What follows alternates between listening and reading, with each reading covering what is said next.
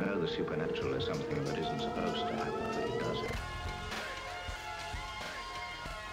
AM 1420, WBSM presents Spooky South Coast with your hosts, Tim Weisberg and Matt Costa.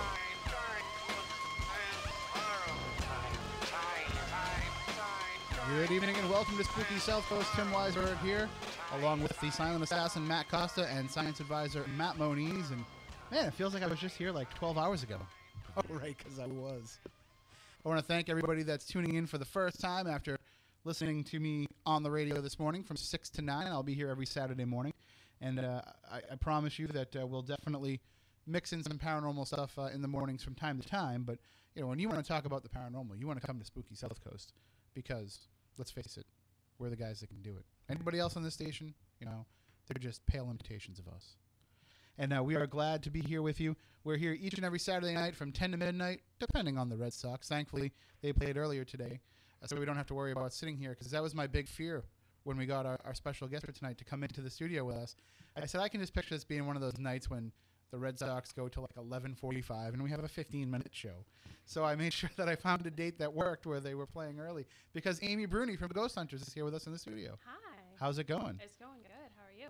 Oh, we are doing well. Spooktacular, as we say. Oh, fancy. And I think people, you know, we've been putting up on social media all week long how, you know, Amy from Ghost Hunters is joining us. But I think people don't know you've been a part of the spooky family for a long time. A long time. You know, and it was so funny. I was remembering today that, gosh, was it 5 years ago, Matt Moniz? Yep. You crashed on my couch in California. Yep. And it's funny because, you know, when we first started talking to you, you were way on the other side of the country. Yes. And I guess because you thought, you know, the show was so good, you decided to relocate. I wanted to move as close to Spooky South Coast as possible. Understandable.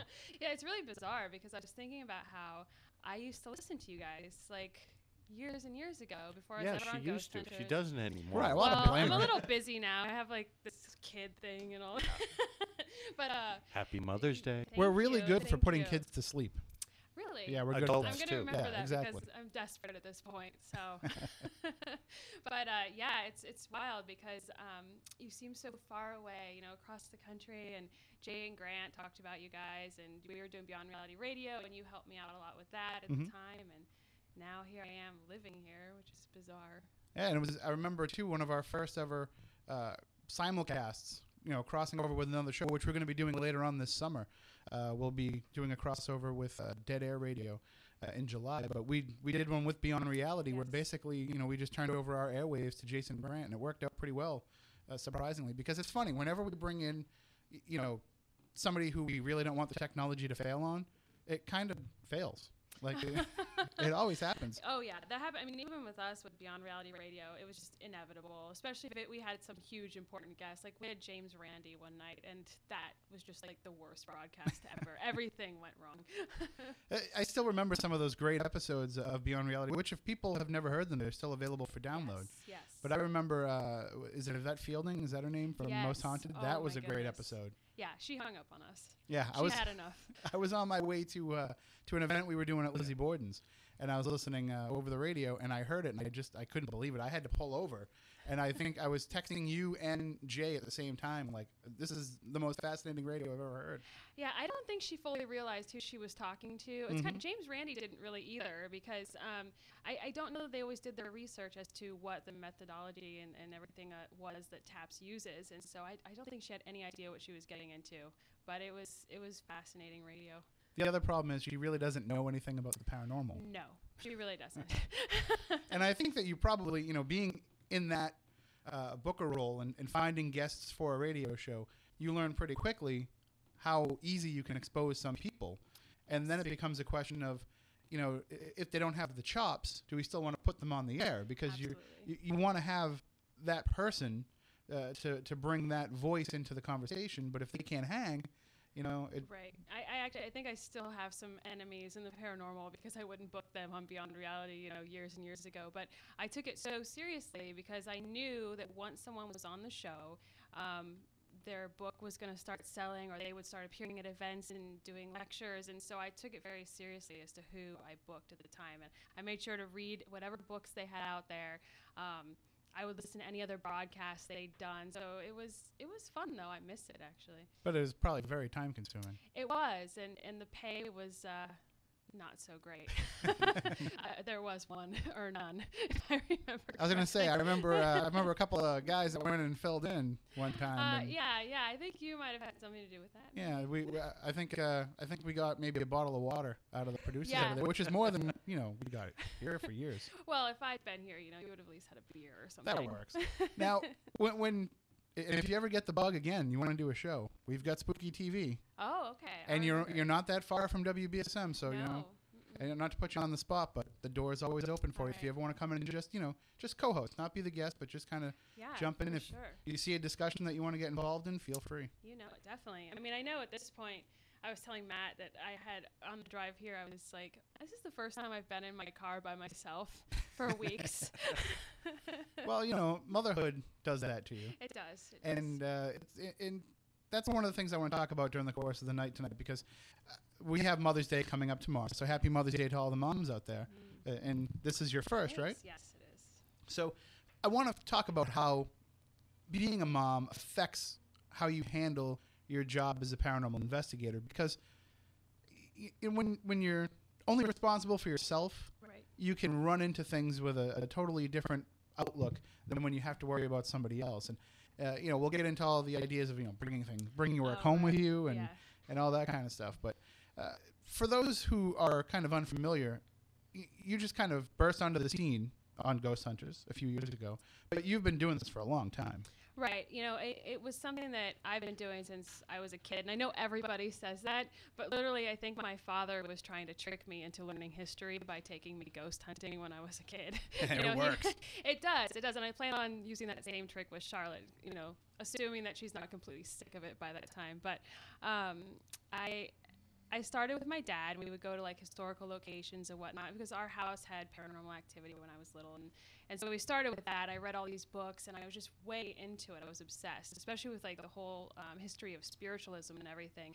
And so it was one of those hobbies that just was kind of closeted. I didn't really tell anybody that I did it until finally I was on Ghost Hunters and everybody found out at that point. But, I had a very serious job before then. I was a project manager, I had benefits in an office and I didn't want anybody to know. And then, but it was kind of like my weekend hobby. Like every weekend I would sometimes fly myself places, I flew myself to Waverly and things like that just to go explore and investigate. And it was just not anything I ever thought would become my career, but thank goodness it has. It's been wonderful. Well, was it more of a matter of, you would have liked for it to have been your career at the time, but you were just waiting for the opportunity? Or was it that you weren't sure you wanted to have your feet in those waters 100% of the time? Well, I always tell people, when you are into the paranormal, don't ever plan on getting a paycheck from it. I admit that I am completely a fluke. I'm probably one of maybe a dozen people in this field that actually can make a living off of it, and it's not even forever. It's very fleeting, and right. I'm not going to retire on it, but I will always do it. And so I think that at the time, I told Jane Grant no a couple times when they asked me to come out and be on the show. And it was just because it seems so totally irresponsible to leave, a normal job to go travel the country and look for ghosts. And even though I really wanted to, I just thought it sounded like the coolest thing ever. But, I went through a bunch of stuff at the time. I was divorced. And, right after the divorce happened and everything, I was, just not, I was fine, but I was still, kind of depressed, obviously. Right. Jane Grant called me one day, on speakerphone, and they were like, listen, we're coming to California. You're going to come out and do some cases with us, and if you like it, you're going to come on the road with us, and that's it. We're not taking no for an answer. So after that, I went out on a couple cases, and I wasn't home for 5 years after that. I actually think I just gave up trying to even keep a home at that point, but... Well, it sounds like it came together kind of very organically, though. Yes, definitely. And I think a lot of people look at the television show, and that's different than TAPS as the investigative team. Oh, absolutely. And, to people who just watch the television show, it looks like, they just inserted Amy in season whatever. But in actuality, that has to be kind of an organic chemistry that develops. Oh yeah, and I think that that's one of the things that that people love about ghost hunters and taps is that it's very evident that we're all very close. We're good friends. We've known each other for years.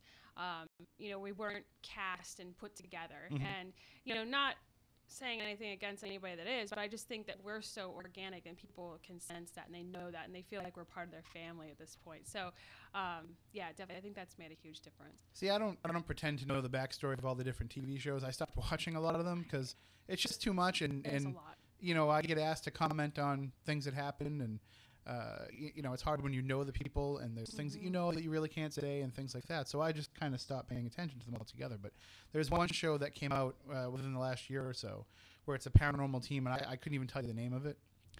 But they go in and they do these different investigations. I think they did Lizzie Borden's for their first episode. And you can just tell by watching them that this is not an organic team that investigates together. You can tell it's a bunch of people who were thrown together. And I think that that's kind of cheating the viewer because not only is it that you're seeing people who might not necessarily get along with each other on camera, but you're also cheating them in terms of the evidence. Because I think if you just throw a bunch of random people together and they don't know how to work off of each other, it actually can retard the activity from happening. Yeah, I think so. And I think that it's kind of like if you go to a party and there's a bunch of people that know each other and they're all talking and they include you in on the conversation. It's easier than if you have, 10 people who've never seen each other in their life. It's a much better party. Yeah, exactly. And I feel that way about, entities and ghosts is that they're humans, they're people, supposedly. And the more welcoming you are to them, the bigger chance that they're going to actually interact with you. So I just treat it like you're walking into a party and you want to make them feel comfortable. And if during the course of the show, if you see me checking like 1,000 different things, Yes. you've done this job. There's always things going on. Yeah, I'm sure. And we don't have the chat room functioning on Spooky TV at SpookySouthcoast.com. If you are listening and you want to see what's going on in the studio, we have cameras set up. We do this each week where we have, I think, what do we have, 3 or 4 cameras set up, and we switch from shot to shot. So we try to keep it interesting, but it gives you something to look at while you're in the chat room and while you're listening to the show. However, because of the storms that we're having here, we're having some terrible thunderstorms here tonight. There's some issues with the internet. So we've gotten it to the point where, through the magic of elbow grease from the silent assassin over there, he got it so that we can have the cameras running, but we don't have chat functionality. So we've got some of our good friends that are in there in the chat room. So I just ask Low Battery Dave and some of those other people that are in there, if any good questions come up in the chat room, if you could kind of just send me a message on Facebook, or maybe if you want to tweet the questions to us at SpookySC or at Tim Weisberg, we'll try to read them that way as well. Because I know that people have questions for our guest, Amy Bruni. You can also call in and talk to Amy, 508-996-0500, or if you want to call in toll-free, 1-877-996-1420. If you didn't write those numbers down, don't worry. Just go to SpookySouthcoast.com, and you'll see them right there on the front page. And one of the things that I've always found interesting about investigating for television is that you do have to kind of amp up your reaction sometimes to things. We've done a little filming, and we'll have an honest reaction to something, and it becomes almost natural though to kind of amp that up a little bit more. And when you're out there doing this all the time, you're filming 8-10 episodes at a time, a lot of it must seem mundane, and it must be hard to kind of have that same reaction that you might have had the first time you caught an EVP. Right. Well, I think the thing is that, I know that Adam and I investigate with Adam a lot now, Adam Berry, and he's fantastic, and we get along very well. And I think that we're just naturally pretty animated people, especially when we're together. And so for us, it kind of it's very natural. And if something cool happens, we're legitimately very excited. So if there's anything, I've actually had to tell Adam to kind of tone it down a little bit because he gets very overly excited. And so it's nice that way. I mean, I would definitely am not that type of person, and I'm just not good at it to be, overly excited. If I hear something, I'm not gonna go running after it or something. Right. I'm gonna stop and listen, which isn't very exciting for TV, but some other people on our team are much better at that sort of thing than me. But you do need to have a reaction when you might not normally. For example, like if I'm listening to something and if I hear a noise, I might be like, yeah, there's a noise going on over there. But when the cameras are rolling, it won't translate unless you actually kind of turn and pay attention to it. So there probably is a lot of stuff that you would normally be like, I want the better evidence. Right. Well, we have to talk through it is the big thing. Normally if we would be investigating and we know that Grant's going to go use the bathroom upstairs or something, and they let us know, but we hear those footsteps. If we're just investigating without cameras, we would just sit there and just ignore those footsteps. But with cameras, we have to be like, oh, those are the footsteps. Grant called us on the radio and let us know he was going to be using the bathroom. Like, you have to talk through it, through everything. So you kind of get used to it. It becomes second nature because, we're doing, 1 or 2 investigations a week sometimes, and you just learn. Now, was it difficult for you to get used to some of the equipment that you use on the show? Because it's probably a little bit of a higher grade than what you were used to using on your own private investigations. Oh, gosh, yes. And Steve is hardcore. Like, Steve... First of all, Steve doesn't trust anyone from California. So, so when I joined we raise him right here in Massachusetts. Yeah, I'm learning that really nobody in Massachusetts trusts anybody from California. Well, he's a New Bedford native too, so that doesn't help. Yes, and so I basically come in this like really smiley like new girl from California, and he just does not trust me or like me from the get-go. And to top it off, like, I go from our dinky little DVR that my team had to like this crazy 24-channel DVR system with like 1,000-foot cables, and he's just like, all right, go set that up. And I'm like, there's no way. and so Chris is trying to coach me through it, and I'll never forget one of my first cases at the Portsmouth Harbor Lighthouse. I had hooked up one of the cameras, and I was trying to find power for it, and I stupidly plugged the power cord into the camera and then walked away with the cord looking for power, and so the camera fell over, and Steve was standing right next to it as this camera just comes toppling over. And it was just slow motion for me. I just watched it, and I just saw him just turn around and just give me the dirtiest, worst look. and I just ran over, and the camera was fine. Thank goodness. Those things were meant to take a beating, but yeah, it was a little rough in the beginning, and now I could probably set up the entire van with my eyes closed if I had to. Well, and it must be strange too, because he's thinking the way that he kind of grew up in the paranormal, of where you take care of all this stuff and everything, and you must be thinking in the back of your head, dude, calm down. Worst comes to worst, we are Sci-Fi's ratings darlings. If we break a $300 camera, I'm pretty sure we can get another one. Yes. I think the big thing was that he didn't know me at the time. Like, I was very good friends with Jay and Grant and Chris. And so Jay and Grant brought me in, and they just kind of had to, let him know. And that's what's great about Steve. Once Steve is your friend, like, he's your friend for life, and he's one of the greatest people I know. And so, but he's also very intimidating in the beginning. That's why they did GHA, that whole spinoff, is because Steve he's an amazing teacher, but he can be very intimidating. And now he's just, to me, just the nicest guy in the world. And he seems like if somebody's going to haze you, he's the guy. Yeah, there's a little hazing. That's to be Nothing expected, too serious. And when you see, you're what I call like the second generation of paranormal reality television, because you're coming into an already established show, and they've already got the format down. So you kind of just plug yourself in and adapt to their style, as opposed to from the beginning trying to figure it out. Right.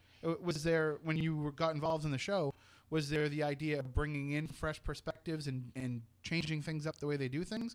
Or was it more, hey, this is what works, and you got to plug yourself into that? It was more, this is what works. Because what you realize is that they've been doing it for years. Like, I came in, I think, the end of the 3rd season or something. So they'd already been at it for years.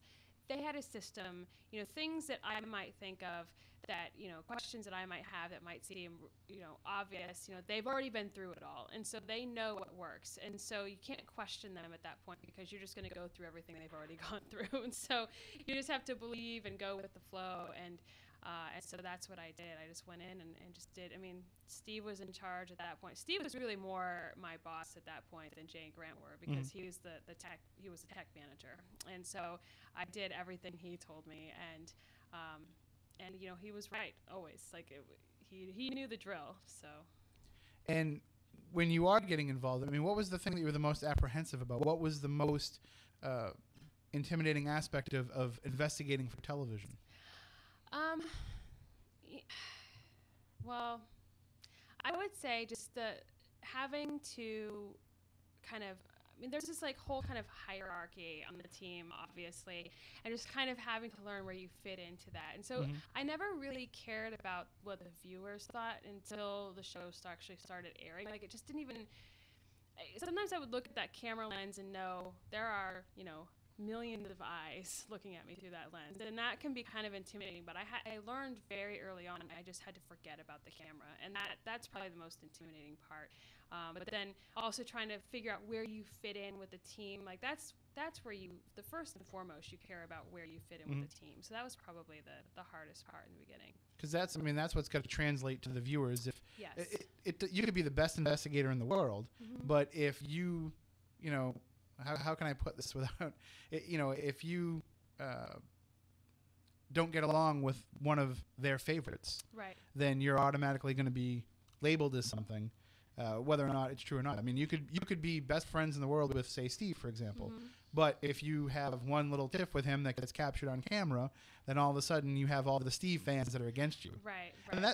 And how does that work for somebody like yourself who's been investigating the paranormal for a long time, and then all of a sudden you go from someone who's doing research and collecting data to now somebody who has fans? I mean, that must be a big difference in your life. It's different. And I think the weird thing is that, the nice thing about ghost hunters is they really don't focus on our personal life at all. And so people have no idea really anything about us beyond what we do in the paranormal. So it's like a double-edged sword. People think that, A, that's all we do with our lives. and B, they don't realize that, like, we have this whole other, life, that goes on. Like when I became pregnant with Charlotte, like, everyone just assumed the only men in my life were the ones I was on screen with. So it's like, was it Jason or Grant? Who's the dad? Yes. I'm like, well, it's my boyfriend who none of you know. See, that was a mistake. You should have just kept that as a cliffhanger. Yes, I know. Tune in next season when Amy reveals the baby daddy. Right, exactly. And that's kind of, and people still ask me, and they ask me, like, it seems so odd to me. Like, I would not ever walk up to someone on the street and be like, who's your baby's father? You know what I mean? And so, and I just ask them, they'll ask for his name and everything. And I'm like, do you think you know him? Like, so it's very odd. That's definitely been, until that, I really didn't find it that strange. The only other thing that's ever been hard about it is just having to kind of justify how you do everything on the show, because they don't get to see the whole investigation. And so constantly people are kind of harping on how you did something, and you want to say, oh, you didn't see the other 3 hours of what I did, Or the other 3 days in some Exactly.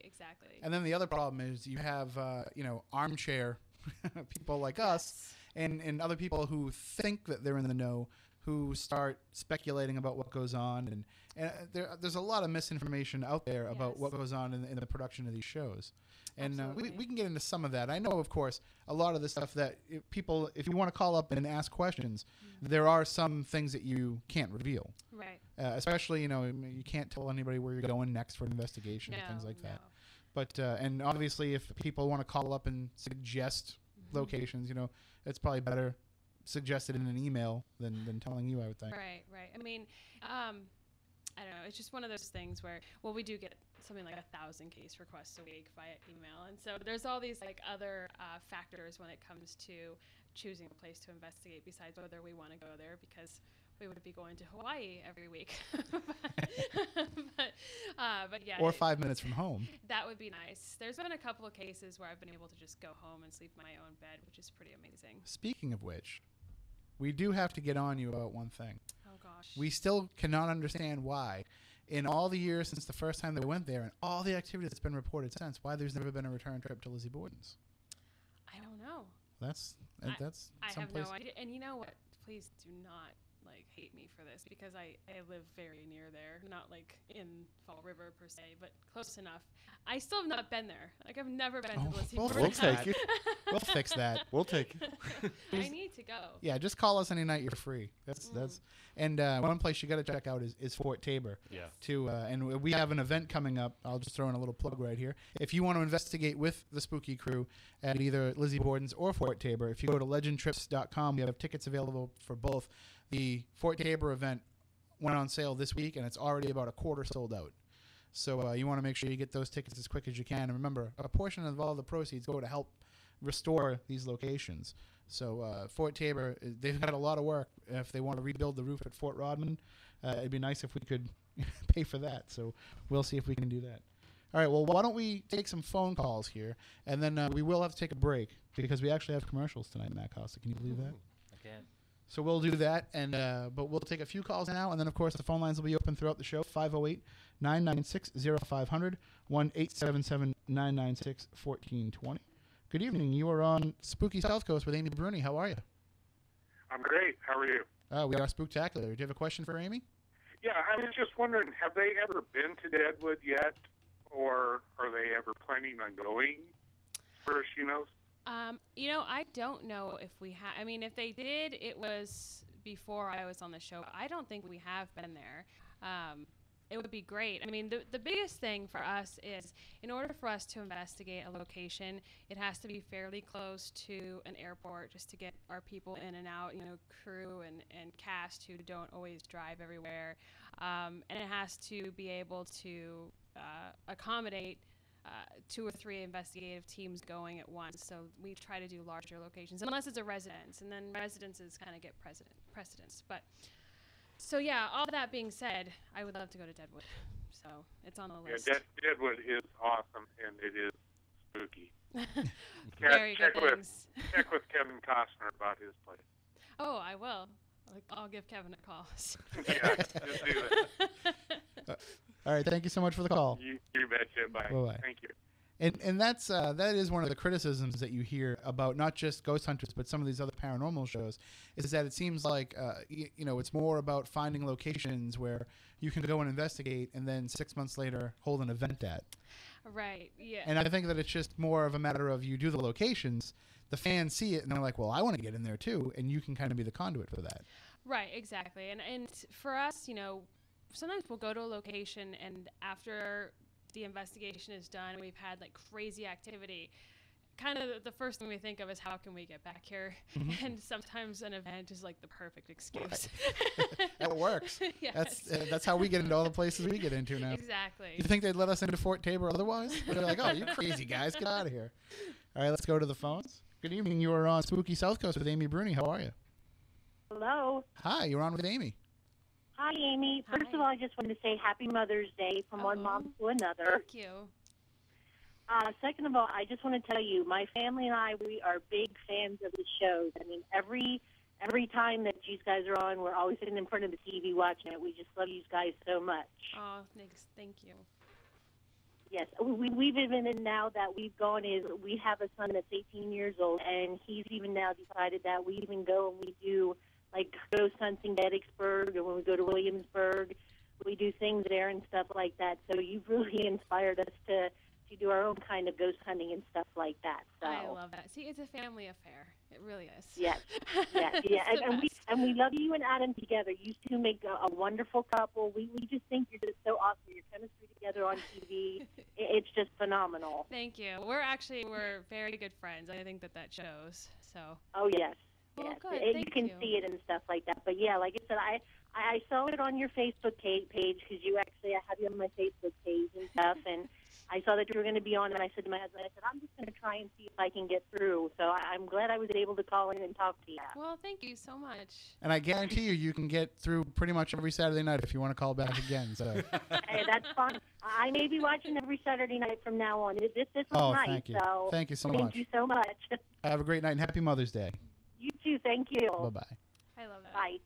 All right, we are going to take a break for a commercial, but when we come back, if you want to call in and ask Amy some questions, 508-996-0500, 1-877-996-1420. I know I have a whole bunch more questions. And, of course, if you want to jump in the chat room on Spooky TV, it's SpookySouthCoast.com.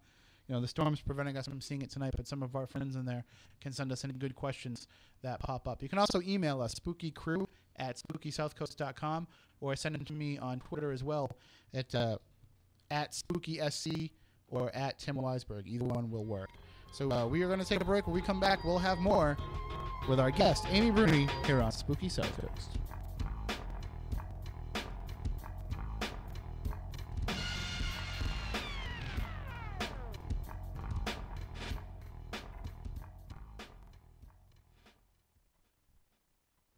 Geico presents a thank you letter from your boat. Hey, Skipper. I just wanted to say thanks. Ever since Geico helped you save money on your boat insurance, we've been boating a lot more, and I love it. You and me just boating. Boating on the bay, boating on the lakes, the rivers. Heck, with your buddies, we hit the throttle and boated on over to watch that regatta. And I tell ya, we have regatta do that again. Geico could help you save on your boat insurance, and that should make you and your boat very happy. Attention homeowners, the Obama administration is pressuring lenders to do more to prevent foreclosure with its Home Affordability and Stability Plan. If you own a home and you're having trouble making your payments or facing foreclosure, we can help. Call the National Mortgage Helpline at 800-590-6340. We now have the ability to stop foreclosure proceedings, forgive late payments and penalties, take your adjustable rate mortgage to a fixed rate, and reduce your mortgage payment to as low as 2%. We were 3 months behind on our payments, and the National Mortgage Helpline was able to get our mortgage company to take the payments we were behind, put them on the back of our loan, and lower our interest rate. Now we have a payment we can afford. Simply call 800-590-6340. Again, that's 800-590-6340. If you're having trouble paying your mortgage, call the National Mortgage Helpline today at 800-590-6340. You don't need equity or good credit. You just need to call 800-590-6340. Some exclusions may apply. If you're an athlete of any kind and you know about joint pain, muscle pain, and even arthritis, nearly half of all Americans suffer from some kind of pain due to chronic inflammation. Here's legendary golfer and Anatoblock ambassador Fred Couples. This is Fred Couples for Anatoblock. It's been great for me and could be for you too. Anatoblock is a breakthrough supplement scientifically proven to quickly and effectively reduce inflammation and get rid of your pain fast. For me, Anatoblock has been phenomenal. I started taking Anatoblock, and within a few days, I simply started feeling better.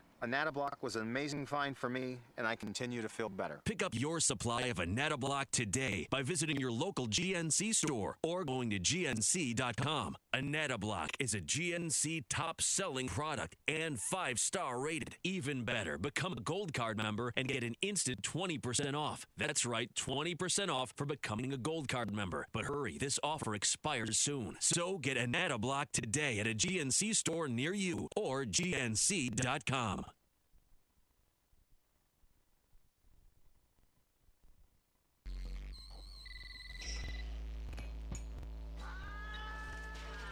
Hello. Hey man, you up? No. Wake up, I need to talk to you. I think your house is haunted. Hey, come on, it's 2:30 in the morning. I can't sleep in here, man. I'm scared.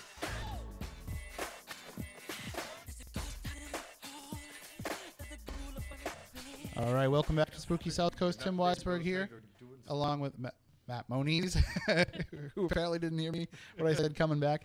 Before we jump right back into the discussion with our guest tonight, Amy Bruni, who's here with us in the Spooky Studio.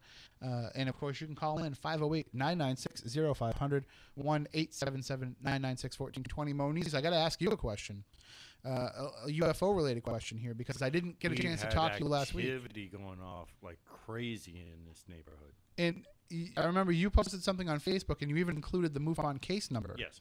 You have to be a MUFON member to actually look it up, though. Well, so join. That's what everybody can do. They can join. Yes, they wanna can. look it up. So what was actually going on? There was a number of sightings. What happened in Wareham was 2 nights in a row. I got to see the tail end of night 2. My neighbor was outside with one of his friends, and they were watching these basically balls of light interacting with each other over our house. And he finally, remembered, hey, I should get Matt out here to look at this. He's into this stuff. So I come outside to see a couple of these lights, crisscrossing each other and then just stopping, turning around, and taking off in opposite directions and at speeds that of incredible nature. Let's just Have you been paying attention to the news this past week? Yeah, there's been stuff going on all week, past couple of weeks, actually. Quincy, Brockton, Hingham, there's been sightings. Well, a lot of the stuff in Quincy is actually a military drone. But well, the FAA came out and said that it is not drone activity. I don't know how much they can. It is. They said it is not state reveal. Police. They said it is not local police. That leaves you the military. In the military, they're not going to. They said that it's not a military drone too. So I mean, I don't know how much of that is disinformation, and that they're getting back to the other sightings around here. Yes, there has been a lot of activity that's been going on. I've been having people contact me for the past 2 or 3 weeks with a lot of stuff. I almost wonder, and I don't want to speculate too much here and get way off base, but I almost wonder if what has happened in this area recently and the change in mood and perception here and the spirit of coming together that's happened as a result of the tragedy that happened in Boston, if maybe that isn't kind of a beacon for something to come down here and visit. I mean, I know I wear him the beacon because they're looking for you. Yeah, well, I'm going to leave that right where it is. Or it could be that people are paying more attention because the weather's getting nicer and they're looking up. They're outside like what happened with my neighbor. It was a nice night out. Him and his friends stepped out onto the porch that they have out there, and we're talking and happened to glance up because it was a clear night, saw what they saw, and the rest is history, as they say. And Amy, when you were booking Beyond Reality, that was always something that surprised me, is when you would have on a UFO-related guest, how knowledgeable Jason and Grant were about the UFO field.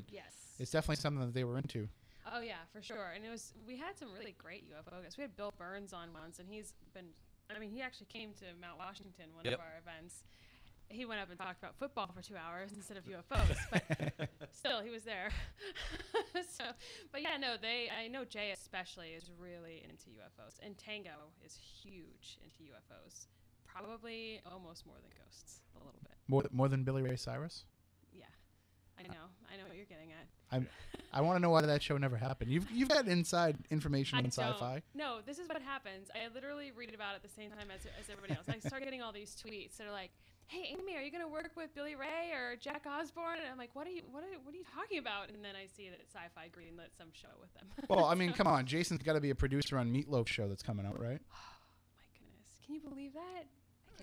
I can believe it. I mean, actually. Clearly he should have a paranormal show, because out of any person we've ever had as a guest on our show, Meatloaf is the one who's like way into it, like way. He asked me to sign his K2 meter, nice. Which is crazy to me. But so yeah, I mean, he definitely, he's legit, like he's really into the paranormal. But I mean, I guess too that shows that he is into it when he shows up with his own K2 meter, right? Well, yes, and when he tried to contact us to come out and investigate with us, he has like 3 different agents, and every single one of them, he was like, "I want to be on that Ghost Hunter show," and they were like, "Yeah, sure, okay." None of them asked us. So Meatloaf gets online and emails the TAPS website himself. Really? Yes, and that's how he ended up on our show. So who has the job of vetting out that email and making sure it's the real Meatloaf? Jay did. Somebody sent it to Jay, and he was like, "Well, I guess we'll see." And he called them, and it was Meatloaf. It nice. was really Meatloaf. So, take a chance. If somebody says they're Meatloaf, now I'm going to get a million emails from people like claiming to be different famous people. But well, I can tell you that there's been some different personalities who have come through the show over the years, and one of my favorite is I'm big into wrestling, and that's how I got started in the newspaper business and everything. And I'd always heard stories about Vicky Guerrero and what a sweetheart she is, and how different that is from her on-screen character. But I never really believed it until I heard from you what a great person she is. Oh, she's fantastic. I think I've said fantastic like 20 times tonight. That's fine. No, she's great. And I didn't know who she was because I'm not a huge wrestling fan. But she came to an investigation that I did in El Paso, and she brought her daughter. And she was asking me some pretty personal questions, about her husband, and I had no idea who she was. And we investigated, and they did a great job, and they were really into it. And then afterwards, we took pictures together, and we, connected on Twitter and everything. And she's just a doll, like a very loving, lovely woman. And also, The Miz is totally different than you would think. Like, Mike is a very different person. Some of that, of course, is kind of thrust on you guys because it is sci-fi and they want to have the cross promotion. I still can't for the life of me figure out why they figured sci-fi was a good place for the home for wrestling. Right. But whatever. I mean, it works. That's like tossing SpongeBob on C-SPAN. That's not as much of a stretch. Have you seen some of those cartoon characters that are on there? Yeah, Pelosi does look a little plastic. A lot of them make Mr. Krabs look like a nice guy. But you'll learn about all this as Charlotte gets older. Trust me. Oh, You'll know all these kid shows. I hear about that from Tango. So, but, to have, these people kind of thrust on you by the network, which I'm assuming is how it works. It's like we need a little bit of cross promotion. I don't think Jason and Grant are like, you know what? I really think that CM Punk would make a great investigator. Right.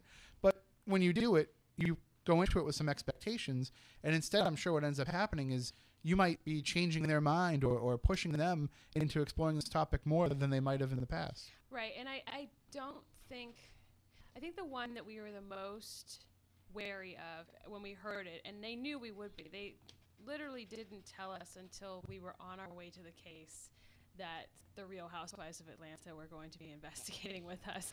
And we were like, what? Are you kidding me?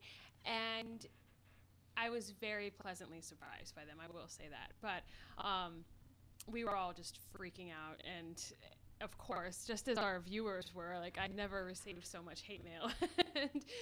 But honestly, they were into, when they got there, it was just kind of like some sort of cross promotion. They didn't seem like they were really that into it. Mhm. But by the end of it, they totally were. Like, they realized we were serious, and they were asking all kinds of questions. And so I have to say that of all the guests, every single one, I've always been pleasantly surprised, because we're able to change their mind almost every time.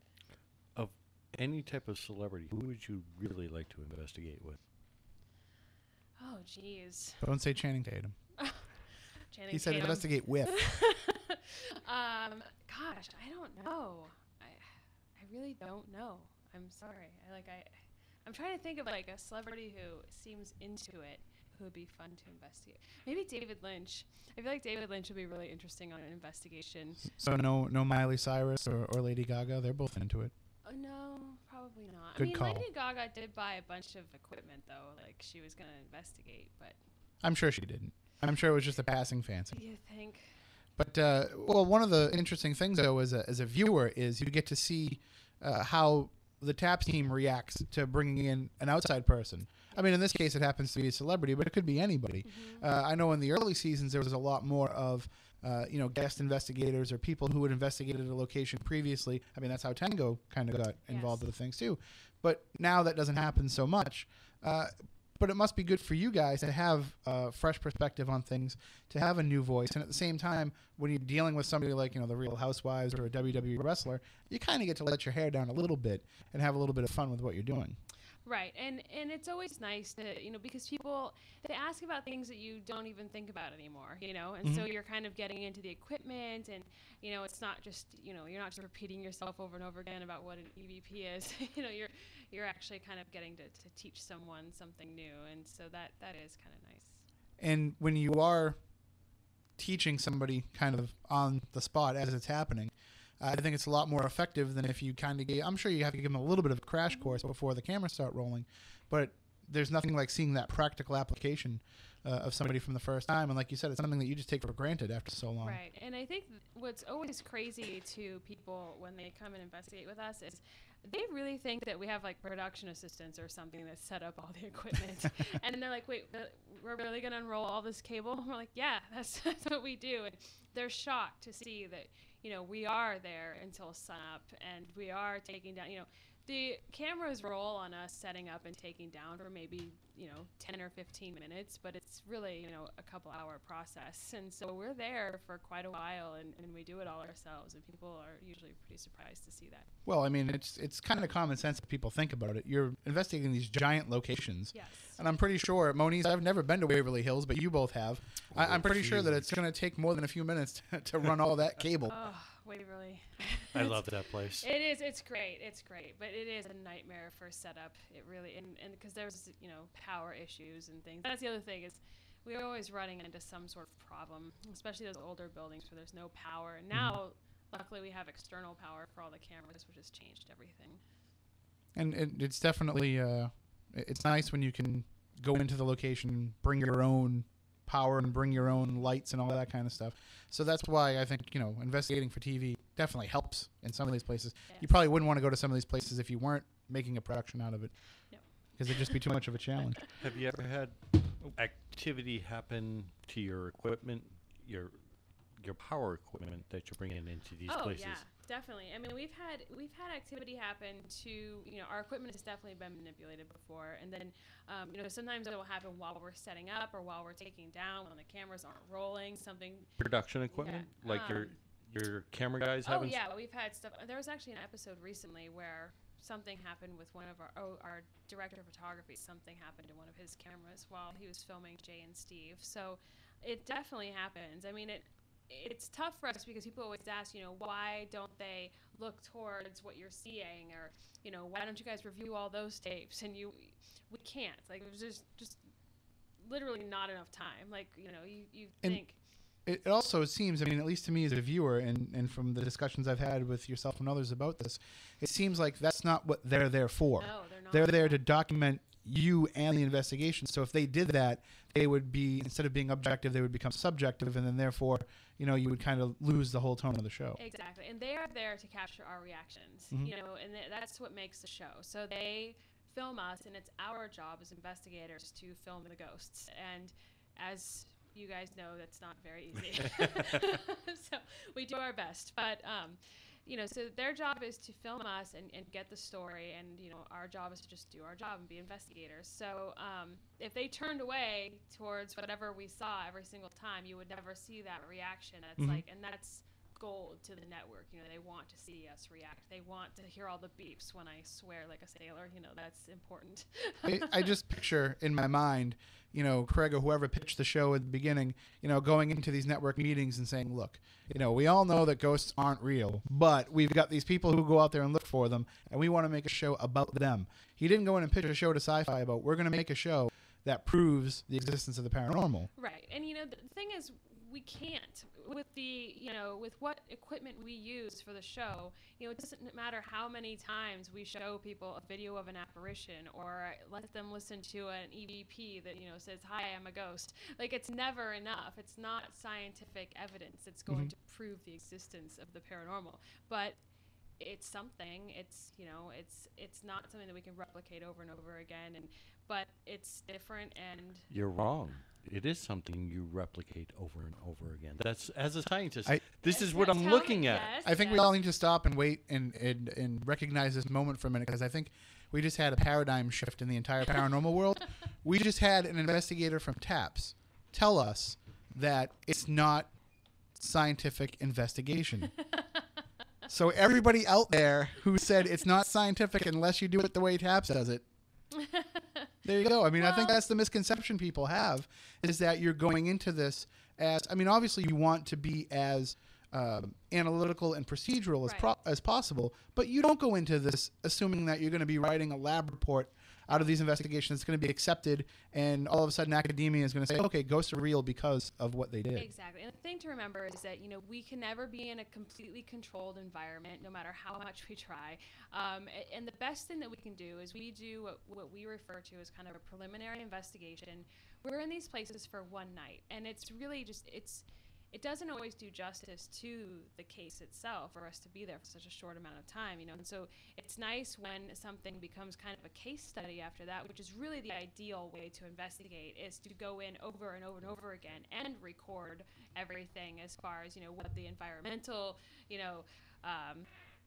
what the environmental anomalies are at the same time, things like that. So it's just, for us, we go in, we do our preliminary investigation, and then our hope is that maybe a TAPS family team or another local team will come in after, especially if we find something different or anomalous, and that they'll come in and try to, investigate further. So what you're saying then is that TAPS and a ghost hunter's investigation does not have to be the be-all and end-all of the paranormal in that location. And I try to tell people that all the time. But they're not listening. No, That's the problem. I know, and they don't listen. And I think that what's important, especially for us too, is that we do realize, people always ask us, why don't you use this equipment? Why don't you use that equipment? There is a certain, there's a certain kind of, something we have to take into account when we're on the show, is that we know once we use something and it's on screen, it's going to run rampant through the paranormal field. And it's very flattering, but at the same time, it makes us really think hard before we show us using a piece of equipment on television. And also, there's probably things that are out of your control that have to do with the network and who their advertisers are and things like that, where, you might not be able to use a particular piece of equipment because the network, is saying, well, we don't want to put that name on camera. Well, I mean, that's never been an issue. Never had a problem? No. The worst, the only thing, not the worst, but the only thing that happens is sometimes try a new piece of equipment, and whoever makes it will have like their brand name in huge letters across the top of it, and we'll have to tape that out. Right. Or they'll blur it out or something yeah, like that. and Right. we just can't. And so that's the worst case scenario. But we can try whatever we'd like. We can use whatever we'd like. But there are just some very controversial pieces of equipment that we don't, like the spirit box, for example. It's just not quantifiable enough for us to present that to a client as evidence. It's interesting and compelling, and we've used them off camera, but it's just not something that we would show on TV. Right now, there's about 40,000 paranormal investigators listening to the show, pulling their hair out and saying, "But then what about the K2?" Well, the K2 is another thing it's very hard to control because, as your cell phone can, affect a K2 meter, and so. In flashlights, we use flashlights on the show, and I get so much crap for using flashlights. But the fact is, I don't use just one flashlight. I use sometimes 6 or 7 flashlights, and try to be ask control questions, and these sessions go on and on and on. And so people, I think they don't see all of that on the show. And so the K2 meters as well. These are things that I have terrible luck with the K2. I don't even try to use them anymore, but. They are good for detecting, where there's electrical current or EMF levels, so I do use them for that. But as far as a communication device, I've never been lucky. And it does give you a visual representation of what's going on, even if you are just, debunking what's going on electrically. At least it gives you a visual for that. And so we are just about out of time for the first hour. So I know there are some callers on the line. If you can hang on, we'll take your questions coming up on the second hour. Anybody that has a question, we will get you on tonight. I just don't want to start having them ask questions and have to cut them off because we're up against the clock. So 508-996-0500, 1-877-996-1420. Those are the numbers. Email us, spookycrew@spookysouthcoast.com. Get us on Twitter @SpookySC. Those are the ways to get a hold of us if you want to ask some questions of our guest tonight, Amy Bruni. And I do want to get into some of these deeper issues coming up in the next hour, especially a lot of the questions that I know the audience has about the show. But there's a line. I mean, is something that I'm sure that you had to kind of reconcile within yourself. There's a line between when you are investigating and when you are, I don't want to say performing necessarily, but when you are not as concerned with everything being as visual as it could be. You know what I mean? Like when you're having great activity take place, you're probably thinking to yourself, screw the cameras. I don't care if you guys are getting this. Yeah. And, the instinct, I would assume, is always the paranormal investigator that takes over, more so than the television personality. Oh, yeah, 100%. And I think that sometimes that even gets us into a little bit of trouble, because we'll hear something or see something crazy, and we'll go running after it. But, you have to remember there's a camera operator who's trying to capture this moment. But, in our mind, we're like, well, if you don't get it, you don't get it. We've got to do our job. And so there have been, little skirmishes here and there where we've gone running off and they didn't get it, or something happened because we ran off and they didn't get it on camera. So, the investigator always takes over for sure. All right. Well, we'll have more discussion with Amy Bruni coming up in the next hour during the break. If you want to check out those events that I mentioned, legendtrips.com is the website. Get your tickets now to join us at both Lizzie Borden's on August 24th and Fort Tabor, Fort Rodman on June 22nd. Tickets are available, but they're not going to be available for long, so check those out. We'll be right back with more here on Spooky South Coast. Turn to for local news, talk, weather, and sports. WBSM New Bedford, AM 1420, WBSM. From ABC News, I'm Chuck Severson. The Earth's moving under their feet, but in this case, it's terrifying to a neighborhood in the Northern California town of Lakewood. The whole subdivision may have to move out. Mike and Janice Kropa were warned to empty the home they've lived in for 16 years and get out. We love it up here. We've always loved it up here. It's just devastating because all of this has been happening within 2 months. The entire subdivision of 29 homes is in danger. Engineers are now desperately trying to find out why the hillside has become so unstable, but so far there is no smoking gun. As more telltale cracks appear, all anyone knows for sure is the ground is still moving, shifting entire lives along with it. Clayton Sandell, ABC News. Just announced in the past half hour, the 12-year-old brother of Layla Fowler has been arrested and charged with homicide in Valley Springs, California. His 8-year-old sister was found stabbed to death last month. Sheriff Sergeant Chris Hewitt just talked to reporters. This is still an active, ongoing investigation. The 12-year-old brother found her body and described his sister's killer as being tall with long gray hair. It's now up to the school board in Newtown, Connecticut on how to move ahead after December's massacre. A task force in Newtown, Connecticut recommends Sandy Hook Elementary be torn down and a new one built on the site. Richard Hartwood, the consultant hired by town officials, doesn't expect a name change. There's enormous pride in this school. It's a neighborhood school. People moved into this part of Newtown because they wanted to send their children to the Sandy Hook Elementary School, and there's great pride and a great commitment in the community to the school itself. The proposal, which will include a memorial to the shooting victims, could go to townwide referendum. Daria Albinger, ABC News. They've hired attorneys, 2 of the 3 women who escaped a house in Cleveland where they'd allegedly been kidnapped and raped for 10 years. You're listening to ABC News.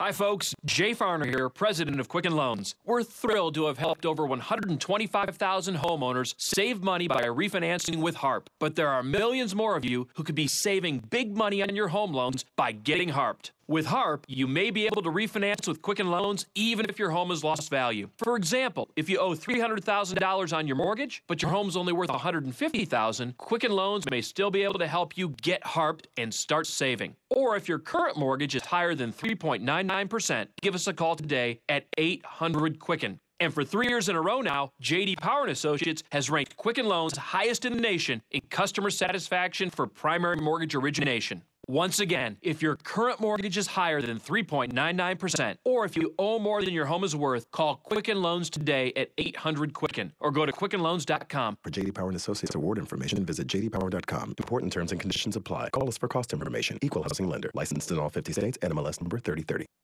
Republicans have already put together attack ads against Hillary Clinton for the response to the deadly terrorist attack on the U.S. consulate in Benghazi.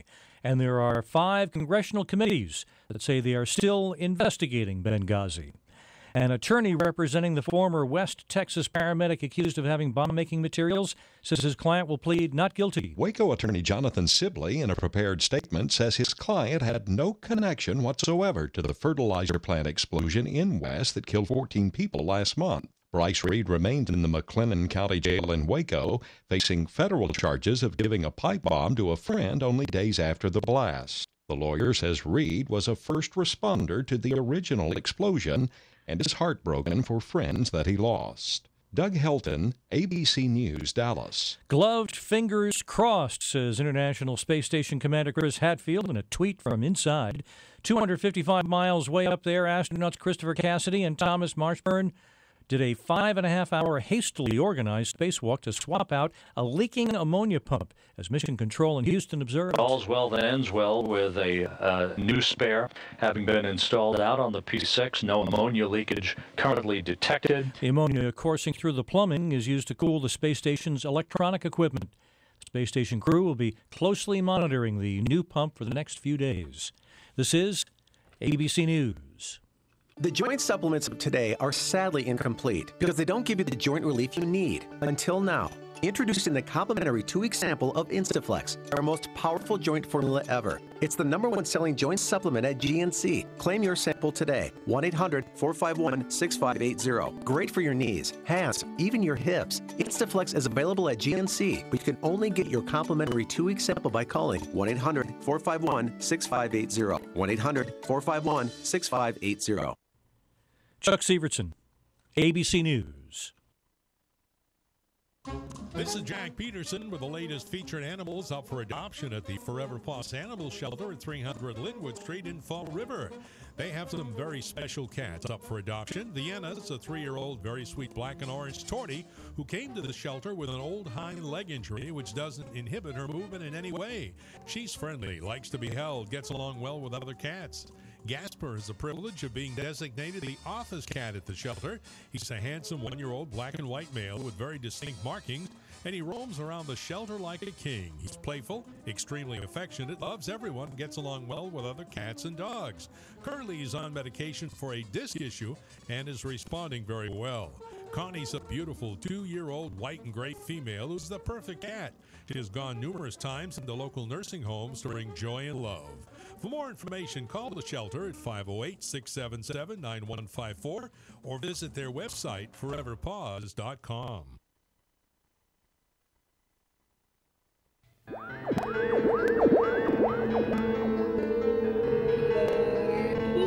Welcome to Spooky Southcoast. Look, I know the supernatural is something that isn't supposed to happen, but it does happen.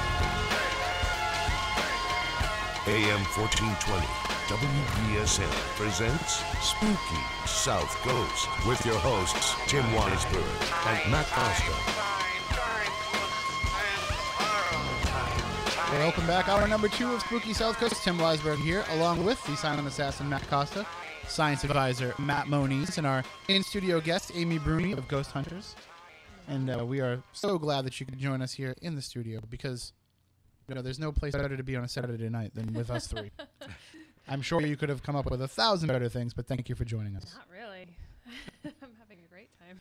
Well, and of course, as we mentioned, you can call in at any point with any questions, 508-996-0500, 1-877-996-1420. I just want to mention real quick, so I don't forget before the end of this hour, that we'll be back next week at the same time slot here, 10 p.m. to midnight, and I believe our guest is going to be Buck Rogers himself, Gil Gerard, here in the studio. We'll be talking about the Southcoast Toy and Comic Show coming up on May 19th at the Seaport Inn and Marina, and I believe it's going to be Gil Gerard coming in. But Steve Perry will be here, and he'll be bringing some of the special guest stars that are going to be at the show. Cindy Morgan from Tron and Caddyshack will be there. Shane Douglas, franchise Shane Douglas. He could be here next Saturday night. How awesome would that be? Will Cousin Willie come down if that's the case? I think he definitely will come down. I can see that happening. Of course, other guests at the Southcoast Toy and Comic Show will include our friends Tom D'Agostino and his wife Arlene, and Brian Harnois, who's been on the show a few times, and of course formerly of Ghost Hunters and Ghost Hunters International, and pretty much formerly of lots of other things. So, but we will have some of those special guest stars here with us next Saturday night, so tune in for that. And of course, if you miss any episode, and if you're new to the show, a lot of Amy's followers on Twitter and Facebook are probably checking us out for the first time. We've been doing this now for over 7 years. So there's tons of free archives, including Amy's other previous appearances with us. And we've got all these shows available on iTunes, free of charge, on our website, SpookySouthcoast.com. And over the last few years, we've also been doing Spooky TV, which is the video component of our show, but also it's a network unto itself. And we have shows such as Spirit Connections on Tuesday nights at 7 p.m. And Cody Ray Despien's show is going to be coming back, Supernatural Reality. Get well soon, Cody. He's still in the hospital recovering from cancer treatment, but he's going to get cancer's ass, and when he's done, he's going to come back to the Spooky Southcoast airwaves. And Matt, I know that we've got a new debut coming up soon, too. Yep. Our friend Brad on Facebook has a web series called Haunted New York that's going to be premiering, I believe it's next week. But he has a few episodes ready to be broadcast. They're a little short, like 15-minute episodes, but they're premiering, I think, next week. They're really well done. I've seen some of them. Definitely high production values, and I was very surprised. Right, Brad Russell and Haunted New York Productions, if you want to check him out online. And, of course, he'll be on Spooky TV as part of that. So just make sure that the week before it is finally going to air that we at least get Brad on for a few minutes to discuss that. And we were talking this week about something huge that if it happens, it's going to be awesome. We might be having a huge event on Spooky TV. It's going to be, hopefully it's going to be a big deal. It definitely will be. We can't say too much now. I'm pretty excited about it. But I'm very excited. I went home just... You're probably telling my voice how excited I am. I know, he never sounds excited. The fact that you're actually speaking, my eyebrow is raised. But this is going to be huge. For anybody that is interested in the paranormal in this area, it's going to be an amazing event. And the Starborn twins have started a radio show, and they've expressed interest on coming on Spooky TV. Hey, it's there. And anybody out there in the paranormal that wants to get involved with Spooky TV, we've got 24 hours a day, 7 days a week to fill. You just can't have this 2 hours on Saturday night. But any other time, we can work around it because we're running 2 channels, right? Or we will be. Or we could be. We're not sure how many channels we're running, but right now it's just one. but with the possibility of maybe 2 or 3 So there you go. live streams. So if you have an idea for a show, if you already have a show that you're producing and you want to jump on Spooky TV, it can be audio or video. It doesn't have to be both. Yep. And we can make it happen for you. And come join Spooky TV, because it's the place that discerning paranormal fans go to for their online paranormal entertainment. That sounds almost like I wrote that out ahead of time. All right, well, let's get back into the discussion with our guest, Amy Bruni. If you want to call in, 508-996-0500, 1-877-996-1420. Good evening. You're on Spooky South Coast with Amy. How are you? Hey, I'm great. Hey, I have a question. Well, for Amy. My brother committed suicide December 9th of 1996. Sorry to hear that. Yeah, he was sad. His birthday was May 9th. That's and I just wonder. I'm 8 hours away from where this all happened. Right. And sometimes I feel like he's here. It's just weird things I'm hearing. Strange things that, go on he was a prankster. Right. You know? Well, I mean, is it bothering you that he might be there, or is that kind of giving you some comfort? No, it doesn't bother me at all. I kind of laugh about it, but I just, I wonder if it could be him. I think absolutely it could be him. I mean, this is how I feel about it. This is just my personal opinion, but sometimes when you're in a room with someone and you're around them a lot, like, you just kind of start to know the feeling of that person. Like, you just, you know their energy, if that makes sense. And, I could probably say that for, like, my mother or, my daughter at this point. When you're around someone that much, you just kind of know when they're in the room, even if you don't necessarily see them walk into the room. And I feel like that energy could definitely still be around when somebody passes away. And I know there have been times, especially since I've had my daughter, like, I feel like maybe some people have visited me. Like, I feel like my grandfather has definitely visited, and I could just feel him. Like, it just felt like him. And I didn't have any signs or anything like that. It just felt like he was in the room with me. And so I definitely think there's something to that. And if there isn't, then I don't really want to know, you know what I mean? Because I do kind of like that. I like that possibility. And I think that that's enough, to entertain that notion. And I think, you could even talk to him and whatnot and see if that makes things happen more often, or, I'm definitely not shy when it comes to talking to things I think might be there. So, and it definitely doesn't make you crazy by any means. Well, yeah, I've done the talking thing just because I was alone, and nobody would need to commit me or anything like that. And it certainly does think that I certainly do think that it precipitates, a little bit. Well, yeah. When I do communicate. Yeah, and I think, another thing I recommend to people is to try an EVP session, because you never know. I've had people do that, and I mean, obviously don't, count on this by any means, but I've had people do that, and they'll actually hear a voice they recognize. They'll actually hear that person, and it can be a very powerful experience. And you don't even have to get a fancy recorder. A lot of phones you can use to record at this point. And so it can't hurt to try, and if it works, great. If not, you tried. Yeah. Well, thank you so much. Yeah, well, thank of course. you for the call. All right. Have a good Bye. night. And if anybody else wants to call in, 508-996-0500, 1-877-996-1420. Here's a question that comes via Facebook. This comes from our friend Bill. He wanted to know how your and maybe the TAPS team as a whole, how your investigation techniques differ from the Ghost Adventures guys, and what different equipment you might use than they do. I think, his is the sad thing, is that I haven't watched much Ghost Adventures. I mean, I've met them. They're all very nice guys. You saw our episode, right? The one with me and Moniz. Well, somebody's going to be on iTunes later. I watch your TV show. I'm sorry. I didn't know you guys were on Ghost Adventures. Sorry.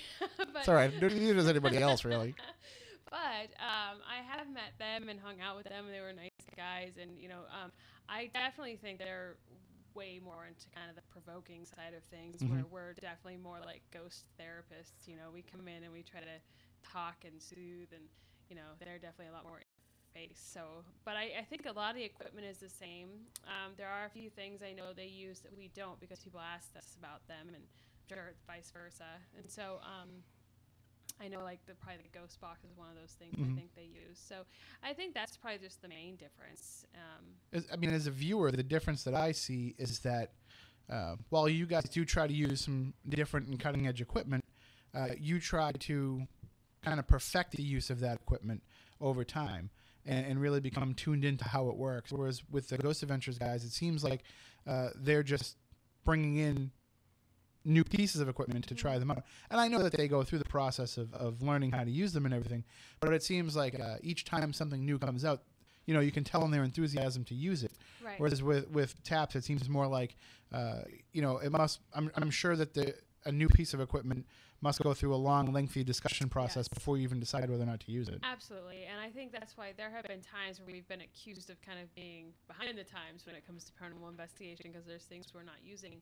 But it's just because we want to make sure that this, item is actually getting results, and that we know, some things we don't even know how they're made, or it's stuff that has been kind of tampered with, things that weren't really meant for investigating, but somebody's gone in there and kind of manipulated them, like the shack hack or something. Exactly. And that we don't want something that's not in its original intended form. And if you're a ghost hunter, the last thing you want to do is utilize this piece of equipment that somebody made in their basement. Right. And present that to the world before you really know everything about it. Exactly. Even though some of those pieces of equipment are really intense, and I love, I've used, on many occasions, behind the scenes, because I don't just investigate on camera, but it's just stuff I don't want really to put out there for public consumption yet. What about hi-fi versus lo-fi? You've got the resources to get some of the most, the higher end equipment. Yeah. You could have recorders that most paranormal investigators wouldn't be able to afford to bring with them on an investigation. So do you prefer to have the highest quality equipment possible in terms of the clarity, like say for a digital recorder? Do you want the highest quality sound, or you're using condenser type quality microphones?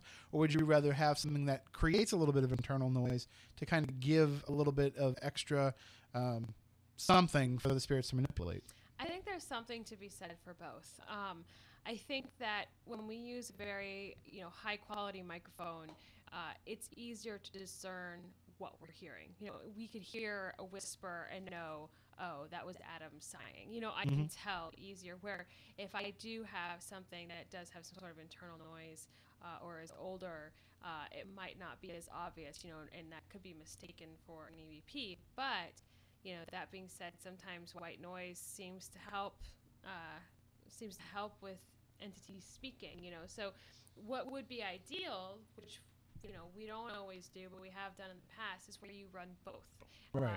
And you review both things, and then if you find we do this with our DVR cameras a lot. If you do find something on one recorder, you review that same moment on the other recorder and see if there's another explanation, or sometimes we'll kind of triangulate them. We'll set up 3 recorders, and with those you can figure out where was this noise, what was it closest to, and but that's when we have the time, and sometimes we just don't, unfortunately. Well, one of the questions that I got on Facebook, somebody asked me personally this week, was they were asking me about the Panasonic RR-DR60 recorder. I was going to bring that up. Which is, one of the most sought after pieces of investigative equipment, and they go for huge money on eBay because it's been discontinued. Well, let me ask you this. Why do you think it's been discontinued? Right. The clarity of audio isn't that great, and a lot of people want them because you can kind of create false positives out of it. I think so, but I've seen some pretty compelling evidence from those. Like, I've sat with the Constantinos, in basements all over the country at this point or wherever, and listened to some things that come out of that recorder, and it's eerie. But at the same time, there's a lot of other recorders running, and none of them pick up anything, or they're Right. picking up, so I don't know. I think that it's all definitely worth a try for sure. See, to me, it's got to be as clear as possible. Yeah. And, I want to be able to eliminate all that other stuff. And if you feel like white noise or some kind of noise will help, then bring a white noise generator. You can download an app on your phone. Exactly. And what do you use for a handheld recorder? Do you use a Zoom? Yes, we do. Yeah. Those seem to be the next wave of easy to use. For the paranormal community, you don't have to be an audiophile to figure out how to use one, and they're relatively affordable. Yeah, and I love them because they are very, very clear. I love listening while I'm recording with them. I don't do that on the show too much, but sometimes I do while we're investigating, and because I can actually, they're just so crystal clear. I can hear everything that's going on in the room, even better than without it, obviously. And so I love them. I think they're definitely worth the money. They're like $300 or $400, so they're for the higher end ones. Yeah. The ones we're using, I think, are like $300 or $400. But you can get like entry level ones. Like I have a Zoom H1 that retails for like $99. I got it for $25 off the clearance rack at Target. Nice. And if you go into Target stores, you find them on there all the time because as they come out with the new models, they're getting rid of those old ones. So it's worth having it in your bag of tricks. Yeah. If maybe you have the Panasonic RR and that's what you prefer to use, but have this too, and like you said, run both of them. Right. See what you can get. Moniz, I know that you try to run as many different things as you can All when you're different investigating. styles. Yeah, everything from analog tape to early version digital to some of the newer stuff. Yeah. I actually, at a yard sale, I called these guys up and I was like, guys, I can get a reel-to-reel right now for like $10. Should I get it? Is it worth bringing to have one other thing? I think the only reason we decided not to get it is because we're like, that's great, but where are we going to get the tape for it? Yeah. But right, you as much different approaches that you can take to things. Is there ever a time though when you feel, especially if you're investigating for the cameras, where you feel like maybe it's just a little too much tech happening and Always. that you need to get that out of the way to make that connection? Always. And it's one of the things I tell people at events all the time, when I'm teaching people is, don't get so wrapped up in your equipment that you miss the full-bodied apparition that walks right in front of your face, and I see that happening But so it can't be often. because my millimeter didn't spike. I know, but there was no EMF reading. Like, I feel like people overlook the fact that probably their best asset is themselves. You know when something changes in the room. You can hear, you hear it with your own ears. You can feel it. And I am one of those investigators. I'm definitely not equipment heavy. Like, I always have something running, but you are not going to see me like, with the millimeter and my recorder and the camera, all juggling these things. It's not going to happen. But you say you have something running, but is it running though just to be almost a redundancy to what you're experiencing? Is it there just to kind of quantify your experience? Absolutely, because especially when you're investigating for a client, if I have an experience, or sometimes they can help me debunk an experience or disprove it. I might think I saw, something fly through the room, and then I look on the camera and it was a huge moth, something like that. So I do try to have something running to back it up at all times. Well, bear in mind, the equipment is there just to augment your own natural senses. The camera sees in spectrums your eyes can't. The recorders hear in frequencies your ears don't. The EMF detectors act like your skin and galvanic response, and you have, ion meters that will replace your sense of smell. And if you're tasting a ghost, you got issues. I haven't had that happen yet.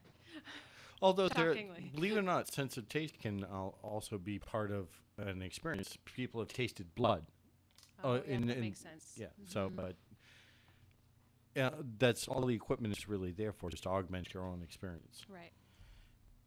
Now, this might be a little bit of a tricky question, but it's something that, I wonder. We get into fights with people that are in the paranormal community because we don't really play by a lot of the rules. I support websites like Worst Paranormal and them calling out groups and putting it up there for debate. But I also support when people are like, let's stop all this infighting. I'm not going to run around and wave that para-unity flag. We did it for a while, and it's crap. But we did it for a while. And so we kind of, walk that fence a little bit to some degree. but we do get a lot of slack when we will criticize some of the television shows. And I've kind of done like a 180 on it and said, let's not criticize them anymore. Let's just take them for what they are, as being entertainment vehicles. And that's what it's really all about. So in terms of the response that you get from the viewers of the show, do you think that there's a big difference between those who are paranormal investigators who watch the show because of the paranormal connection and those who are just fans of a good television show? Is there definitely a line in the sand between those in the fan base? Definitely. I mean, and I see it the most when we do appearances and stuff, because the paranormal investigators will come up and they'll have like their case of equipment, and they want to show it to you and talk to you about it. And then there's people that just watch the show because they find it entertaining. And there's people who are just like, you're crazy. I could never do what you do, but I love watching the show. And so I don't think that they're necessarily like clashing or anything, but there's definitely those two different types of fans. And they're great. They're great. And I always try to tell people, and this is why I lecture so much on like the history of the paranormal and ghost hunting, and I always try to tell people who have been introduced to the paranormal because of our show, I tell them to make sure to go out and read some books and learn a lot more, because ghost hunting didn't start in 2004. Right. It's been around for a very, very long time, and it's it's fascinating. I mean, it's a fascinating history as to how we got to where we are. And we are just part of a wave right now. And I try to explain to them that in 10 years, it's not going to be like this. But, the diehards will still be investigating. We'll just be back to being nerds. Nothing wrong with that. No, it's great. And so, yeah, there is a difference for sure. I'm actually working on a show, just on a side note, for later on this summer. You remember that movie, Who's Harry Crumb? Yes. Well, we're going to have a show called Who's Harry Price. Because it's amazing to me like how few people know that name. And it's like, but there was showmanship involved in the pursuit of the paranormal long before Ghost Hunters and other shows of that ilk. Yeah, he was the first like broadcast of paranormal investigation on the radio, which is so interesting to me. That makes him a god to us. Yeah. And they don't even they'll rave about George Norrie, and half of them don't even know who Art Bell is. Yeah. And then an even smaller percentage knows who Long John Nebel is, who was the guy who inspired Art Bell. So it's just amazing how much they have, not necessarily blinders, but just they don't see the need to expand the knowledge. No, and when they start, I mean, there's a treasure trove of information out there. It's just there's so much. And so when somebody has a real, true interest, like they've stumbled on a gold mine pretty much. But if there's people that just watch the show and just want to go and do what we do, people ask me all the time, how do I become a paranormal investigator? And I usually say, well, you don't just like decide to be one. You need to go read up on books. You need to talk to local teams. It's years. And I said, definitely don't start your own team yet. Yeah. That's that. And so many people are like, what's the best way to start a team? The best way to start a team is to join another one first. Learn what not to do. Exactly. And then go out and do it. Yeah. What, but then, you can't get the matching shirts? You just do gosh. it? You can't. You have to have a goatee if you're a guy. True. You have to have a backwards hat. Everybody has to pose for pictures like this. Yes. It's guilty. ridiculous. We've done it. Of course, everybody's done it. And it's funny because a lot of people like to look at it and they want to be the dissenting voice in the paranormal. So they want to come out and they want to attack a show like Ghost Hunters, and say we stand for something because we attack this show and we don't take what they tell us at face value. And it's like, well, Hans Holzer did that at the beginning. Yeah. He was calling out Jason and Grant and saying they're just running around in the dark with a bunch of gizmos. So that's already been done, and the community has already kind of moved on from it. One of the things that surprises me, I don't know how much of this you see from your position on the other side of the camera, so to speak, but there is a clash. You said there isn't really a lot of clashing between the two sides of the fan base, but there is whenever somebody decides to question something that happens on the show. So if your Joe Schmo average investigator has been doing this for a long time and you want to call out something that happens, and right or wrong, usually they're wrong because it's something that they're looking at not objectively, but they'll call you out for something that you do on the show, and then all the fans who are just that, not investigators, will attack them because it's a personal slight against you, or Jason or Grant and Tango, whoever. So there is kind of that disconnect, and I think that's where we're getting a lot of this drama from that people are associating with the television shows. It's not so much that you can't call out. I mean, I call out what happens on TV all the time. I watch some of these shows that my wife watches. I don't even know the names of them, but like, a lady goes in and like takes over people's hair salons and makes them better. Or I'll watch like the restaurant shows where they do that, and I'll look at it and be like, oh, this is so staged. I watch Hardcore Pawn all the time. It's got to be the most staged show on television, but that doesn't take away from the enjoyment of it. Right. And it doesn't mean that I can't criticize what goes on, because that's the way that I perceive it. And I'm sure that you would love to hear people's, feedback about the way that you investigate without having all this noise surrounding it.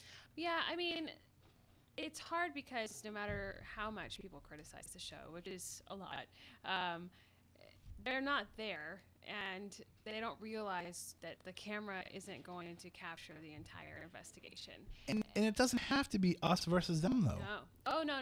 And it's hard because I realize that for an investigator who's been doing this for years and years, of course it's very easy for them to watch and be like, oh, I would have done this differently. But the fact of the matter is, they don't know if we did it differently. They don't know.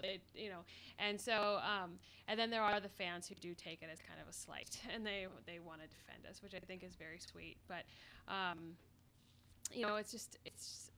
guess maybe I'm out of touch with it because I don't read it anymore. Like, I just can't, because I want to respond. And I've tried on many occasions. There are people out there that have written, or put together these like crazy YouTube videos and stuff. They're like, this is proof that this didn't happen, and I will go on there and I will say, hey, let me just give you some background as to, what happened here, and and explain it. And then I'll delete my comments because they don't want to know the truth. They want to attract attention. And that's not an explanation. That's spin. Yeah, exactly. And they want to attract attention for being, taps eaters, pretty much. So I've realized that now, and so I just don't even respond to it. And you don't have to say it, but I will.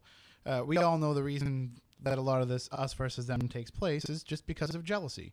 It is. And it's sad because, there can only be so many TV shows about paranormal investigators, and you were there first. Yeah, and it's not even a matter of being there first. It's just a right place, right time. Right. They saw an article written about Jay and Grant, and that's what it took. And so I see so many shows, that's how bad it is. I see so many teams where I go to their website, and more than what investigations they've done, they have all the media they've done. They're talking about that as opposed to where they've investigated or who they've helped. And YouTube clips of their appearance on local cable access. Exactly, and it's just that's not what's important. And people will come up to me all the time and say, oh, we're working on a pilot for this and that, and I'm like, how are you? So it's definitely an interesting way of things right now in the paranormal field. But you have to kind of take it the way that it goes. Exactly, and it is a wave. And although, if you would have told me that the show would have been on for 9 years, I would have been, you're crazy.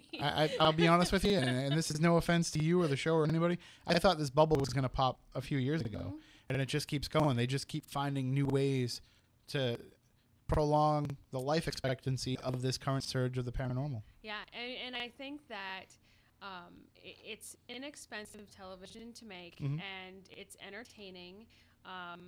It fits the reality genre perfectly, but I think that what they're all missing, because they do keep trying, what they're missing is that organic feel that we were talking about earlier. Right. They're not capturing that with any of the other shows. The only other show that they've captured that with, I feel, is Ghost Adventures, and they are the only other show where they all knew each other before they did the show. Right.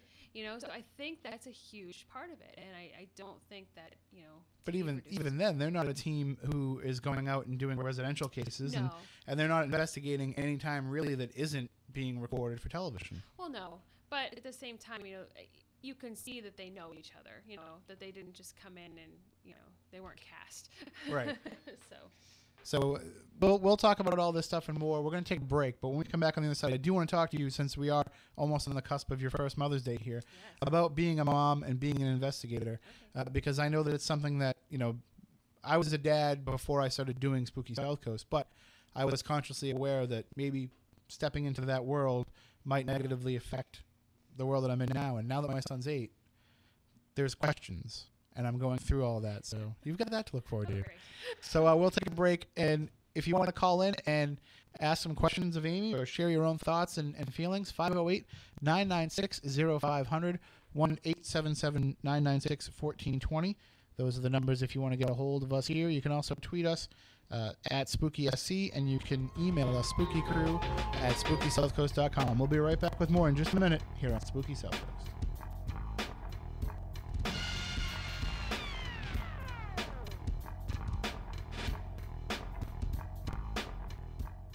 Hello? I'm a small business owner. Can somebody help me with my website? I have no idea what you people are saying. How about search engines? Anyone? There was a What makes a good website? What content should you have on your website? If you're a small or medium business, does your website convert to mobile? Town Square Media has specialists that create high-quality web design layouts for businesses. They provide search engine optimization, they provide unlimited support, and even reputation management. They'll give you a 90-day first-page ranking guarantee. Would you like a website that has no setup fees? A website that will always be current and relevant? You need to come to one of our free 45-minute website workshops, Monday, May 13th and Tuesday, May 14th at Whites of Westport. Just go to the station's website to register or call us at 508-999-6690. Because some of the bacteria may dislodge and hang out on the heart valve. Well, what they're saying is that normally that's not a problem, but if you have a slip disc or an injury, it creates... It's Thursday night, and you're grabbing drinks with some friends. Started off with a pitcher for the table, which quickly becomes 2. There's pool. And there's the photo booth. All right, everybody squeeze in. Say cheese! Followed naturally by an order of wings. And another. Can we get some extra ranch sauce? Then there's the ceremonial nightcap. So what are we doing this weekend? And lastly, it's back to the car, which, if you're buzzed,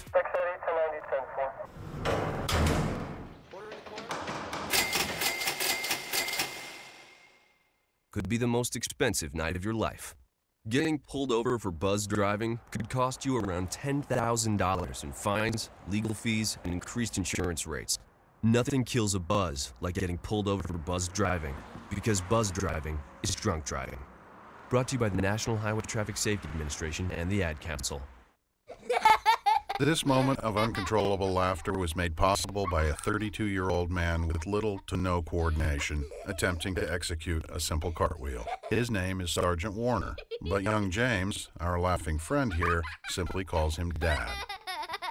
The smallest moments can have the biggest impact on a child's life. Take time to be a dad today. Call 877-4DAD-411 or visit fatherhood.gov. Brought to you by the U.S. Department of Health and Human Services and the Ad Council.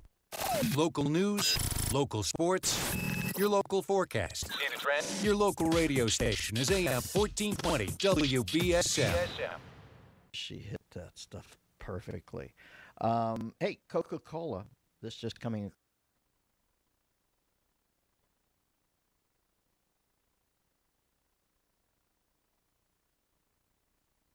Looking for the best gift for mom this Mother's Day? Surprise her with the all-new Nook HD tablet, now with over 700,000 Android apps and games on Google Play. She'll get the reading she loves from Barnes & Noble and the best Android apps on Google Play. It's the gift any mom is sure to love, and it's now at the best price ever. Now until Mother's Day, the all-new Nook HD tablet is just $149. You save $50. Hurry to Barnes & Noble and get the best gift for mom. The all-new Nook HD tablet, now with Google Play. Android and Google Play are trademarks of Google Inc. Need an excuse to give a Buffalo Wild Wings gift card? Here are a few of our favorites. Birthdays, half-birthdays, anniversaries, Labor Day, Year-in Labor Day, Arbor Day, Dia de los Donuts, International Skeptics Day, Opposite Day, Dress Up Your Pet Day, Squirrel Appreciation Day, National Nothing Day. Holiday party day, morning after the holiday party day, clean your refrigerator day, be late for something day. And don't forget about dads and grads. Right now, buy $30 in gift cards and get a $5 bonus. Buffalo Wild Wings. Wings, beer, sports. Valid in restaurant only for a limited time while supplies last. Could be some dramatic upsides for chronic sufferers of back pain if we find appropriate patients to treat. I'm Dr. Ronald Huffman, and this is Health Talk.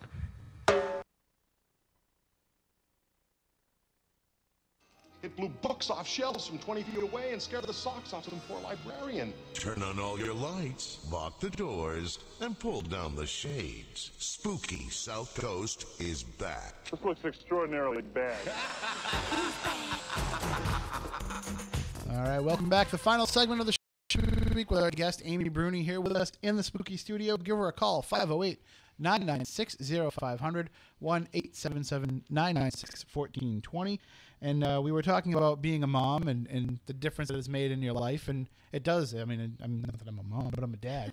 And it does change things for sure, just in terms of your general everyday life. But I'm sure as a paranormal investigator and as somebody who's out there filming a TV show, you know, for weeks at a time, it's probably had a direct impact on you as well. It did. My schedule had to change. I basically told them, you know, I couldn't come back to the show unless I was only gone for like a night or two at a time. Like I couldn't do the gone weeks at a time thing anymore. So now my schedule's very different. I fly in for the investigations only, and then I go home. And it's been great. I mean, it was tough investigating. The hardest part was probably investigating pregnant. And it wasn't that, you know, I was worried about anything. It was just I was exhausted and staying up till, you know, 3 or 4 in the morning. And even though Steve he always sent me home, he'd never let me break down, you know. And so there was that. But now, just leaving her, even the first time I left was a nightmare. You know, I was only gone for 2 nights or something, and it was just the hardest thing ever, you know. And now it's almost like a little mini vacation. It's like, oh, I get to sleep all night. This When is she's exciting. like 12, we're going to play her back the podcast. I know, and I'm going to feel intensely guilty, I'm sure. But, yeah, it's kind of like the only time, you know, because otherwise I'm home full time with her. And so it's kind of the only time I get a little time to myself or get to do, you know, something that I love. And so, not that I don't love her, you know, obviously, but it's nice, especially the sleeping part. Now, has it changed the way that you approach the job of being a paranormal investigator at all? A little bit. Not necessarily like because I'm nervous about the ghost aspect, but Right. Just some of the places we go into are, you know, pretty dilapidated and scary. And my personal safety, I feel like I've always been one of those people who just run right into a location and not, you know, ask questions later. But now I'm more cautious. You know, I don't want anything to happen to me. And I Right. just, you know, I feel like somebody's relying on me now. You know, it's not just me anymore. I actually have someone who needs me. So I'm a lot more careful in that regard. See, one of the things that I look at differently is, you know, when I was a kid and I was studying this stuff, reading all the books and everything, I always thought, like, I found child ghost cases to be extremely interesting. Because I'm like, you know, it seemed like a kid would definitely stay stuck in a certain place. Right. And, you know, so that those kind of cases always drew my interest. But now that I'm a dad, I don't really want to have anything to do with those cases because I don't want to think about that kind of a possibility. It is really hard. And it seemed like for a while, like 2 or 3 cases in a row when I went back, we were, you know, dealing with places where infants had died. And I was like, really? We're going to do this now? And so that is a tough part. But then at the same time, I feel like I'm a little more understanding. And like, I already feel like I kind of had the maternal vibe happening just because I have a lot of brothers and sisters and stuff. But now I feel like I'm even more understanding of that. And I think it's kind of helped a little bit. And it just helps me to kind of understand more where a child entity might be coming from and what they might need to hear. And so it's kind of helped me in that regard. But I don't like to think about it, obviously. Like, it's like the worst thing ever. Now, I'm sure you probably have some time to think about this, but have you given thought to how you're going to handle the questions that will come up later in her life when, you know, when she's afraid of whatever's in her room, and you don't really know how to explain that because there could be somebody in her room. Thanks, Tim. I went through it right away. You know, I'll tell you a quick story. I've told on this on the show before, but my wife's father, my wife's grandfather passed away right before my son was born. He had ALS, and he was trying to hang on so that he could see his first great grandchild. And he died on Mother's Day, and my son was born, Father's Day weekend. So he tried, and he just couldn't make it. So when my son was like 2, we'd see him pointing to the corner of the room, and he'd be talking to something that we couldn't see. And we said to him, who are you talking to? And he would say, Charlie. And that was her grandfather's name. Wow. And, he never heard that name otherwise, that he would have just pulled that out. And he would name all of his stuffed animals Charlie. He needed to have that connection. So we were kind of confronted right away. We thought we had some time. And instead, we had to kind of look at it from a different perspective. And now, he's 8 and he's a little bit scared of what I do, and he doesn't want to go to these locations with me. And when we do Legend Trips events, I'm like, dude, there's going to be all the pizza you can eat. Come and eat. And he's like, man, none of his spirit's there. Well, and it just might not be his thing. Like, that's kind of how I feel about it with Charlotte. Like, if she comes around and wants to go, then of course. But I haven't really thought about how I'll handle the difficult questions yet. I'm just trying to get her to sleep through the night at this point. So, but when that time comes, honestly, like I was a little nervous just because I investigated so many places pregnant, and not that I was worried. Well, one of my best friends is Adam Bly, who's a demonologist, and I asked him point blank before I went out and investigated. I was like, do I have anything to worry about? And he said, honestly, probably not. He's like, and he's like, but there is a very small, minuscule chance. He's like, I have heard of like one case in hundreds of years where somebody reportedly had something that attached to a child in the womb, and that was enough for me to be like, okay, so what do I do to not have that not happen? And so, when I was investigating pregnant, I didn't hold any equipment. I didn't have any line into me. Basically, it was kind of the thought process, and so. But anyways, we did investigate a place that was pretty crazy. It was the Old City Jail in North Charleston. And one of our production coordinators, Hagar, just got scratched all over. It's all on the show. And when we were investigating there, I felt like something hugged my legs, like a small person, like a child hugged my legs when I was upstairs.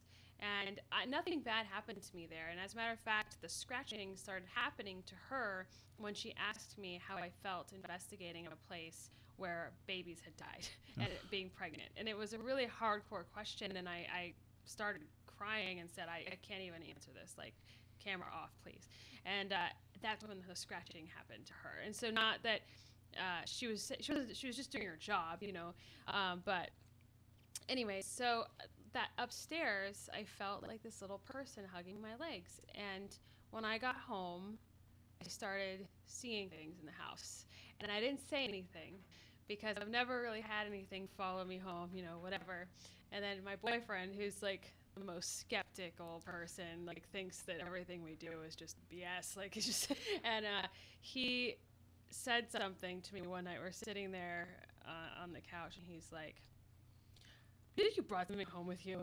And I'm like, what are you talking about? He's like, I guess something happened upstairs and something like crashed. There's no explanation for it. And then he thought he saw something. And, if you knew him, like, it's just not in character for him at all. Like, and so now we joke about it. That's because Charlotte does sometimes like look off in the corner or whatever, but she's just a baby. But, we joke about it. She talks in her sleep sometimes. And he's like, is she speaking Latin? So no, but, so, maybe something followed me home. Maybe it didn't. We haven't had anything too crazy happen. But I literally do not worry about it. Well, aside from the paranormal aspects of what you do, I'm sure that you probably took a lot of precautions worrying about things like, asbestos, high EMF, things like that could all have some sort of negative health repercussions. Well, yeah, and it was funny because I didn't tell anybody that I was pregnant for a while. I waited till I was at least 12 weeks. I don't even think I told the crew till I was like 14 weeks or something. But I told Adam, Steve, and Dave right away because I needed them in my corner because I was really, really sick, like really sick. And And there was one night where we had to go down into the bottom of the USS North Carolina or some ship we were investigating, and it was all asbestos signs everywhere. Oh. And I saw it, and I looked at Adam, and I'm like, I can't do this. And so I told them I wasn't doing it. And so I know I came off as this total diva, but it was just because I couldn't do, I just couldn't do it. And there was another time where I needed to take something, I had a headache. And the only thing I could take was ibuprofen, and the production assistant gave me like aspirin or something I couldn't take being pregnant. And again, I know I came off as this total diva, but she had no idea that I was pregnant. But anyways, so yes, there were things like that came up, and I had to, deal with them. But overall, there was no more climbing ladders or, precariously perching myself up to get a camera at the right angle. That all had to end. And I don't think enough was paid attention to the fact that, everybody made a big deal about when Grant was leaving the show. And nobody ever thought, gee, maybe he just doesn't want to be around a pregnant woman again after all the times he's gone through it. He's like, I've had enough of that. It was crazy because I knew I was pregnant when when he told us that day, like on the show, when he told us that he was leaving, that was legit. We had no idea why we were having this meeting. And we were like, maybe we're going to Hawaii again. Like just, maybe this is good news. But inside we knew it was awful, awful news. We thought that they had decided to quit the show and that it was done. And I knew I was pregnant, but I didn't want to say anything yet. And so Grant tells me this, and I'm just this like hormonal mess. And so I'm just bawling like, oh, Grant's leaving, And so I did not tell Jay and Grant about me being pregnant until we were wrapped on that last case, because I just didn't want to take away from his time at all. And so I didn't tell them until we were all done. So. And also, you don't want people to look at you differently. And people just naturally do that with a pregnant woman. They want to say, no, don't do that. Let me get that for you. And that's exactly what happened, because I work with like a bunch of incredible gentlemen, and they were just like everything. I couldn't do anything. I was getting frustrated, to be honest. But and then the inevitable rumors started that Grant was leaving because I was having his baby and yada, yada, yada. And it was like, oh, my God. But that's what happens. Yes. I mean, what can you do about it? I guess, if people are taking the time to make up crazy stories about you, at least it means they're paying attention. Right, exactly. That's what Britt always tells me. He's like, hey, at least they get your name spelled right. I'm like, oh. But there is, there's always going to be those who want to create even more drama out of something that they need to. And it can never be something as simple as, hey, I'm kind of burnt out from doing this all the time, and I just want to take some time to spend it with my family and some of my other passions. And that was it. For him, people have to remember he was on the show for 8 years, and anybody who's at a job for 8 years, especially one that involves that much travel, he just got to the point where he just wanted to be home, and that was it. There was no drama, there was nothing crazy.